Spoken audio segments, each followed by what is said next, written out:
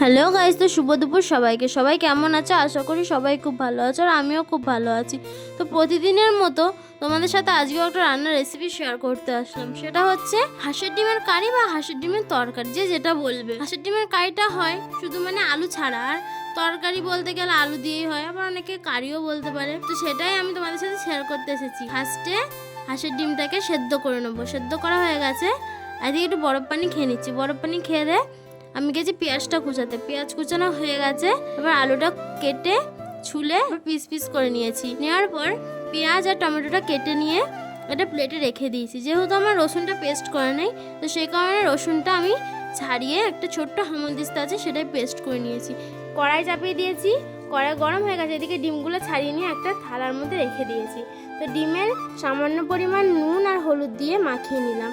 মাখানোর পর কড়াই তেল দিয়ে দিয়েছি, গরম হয়ে গেছে তেল। তো ডিমগুলো নিয়ে আমি একটু লাল লাল করে ভেজে নেবো। ভাজার পর তুলে নিয়েছি। এবার দিয়ে দেবো গোটা শুকনো লঙ্কা চিড়ে, গোটা তেজপাতা, জিরে আর গোটা গরম মশলা ফোড়ন দিয়ে দেবো। দেওয়ার পর আলুগুলো দিয়ে দিয়েছি, দিয়ে ভেজে নিয়ে তার মধ্যে দিয়ে দিলাম পেঁয়াজ, রসুন আর টমেটো কুচিটা দিয়ে একটু নাড়াচাড়া করে তার মধ্যে মশলা দিয়ে দিলাম।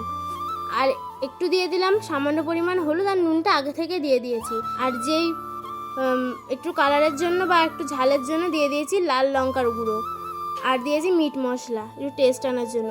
তো কষানো গেছে, গা থেকে তেল ছেড়ে দিয়েছি, আমি এবার জল দিয়ে দিয়েছি। দেওয়ার পর ফুটে গেছে। ফুটে যাওয়ার পর একটু নামানোর আগে আমি ডিমগুলো দিয়ে দিয়েছি, দিয়ে ঢাকা দিয়ে দিলাম। ঢাকা দিয়ে তার নামানোর একটু আগে গরম মশলা গুঁড়ো দিয়ে দিলাম টেস্টের জন্য। যদি আমার এই রান্নাটা তোমাদের ভালো লেগে থাকে তাহলে চ্যানেলটাকে সাপোর্ট করো, লাইক কমেন্ট শেয়ার করে দিও। তো আজকের ভিডিওটা এইটুকুনি। আর যারা যারা হাঁসের ডিম খাওনি তারা একবার খেয়ে দেখবে, অনেক টেস্ট লাগে। তো টাটা।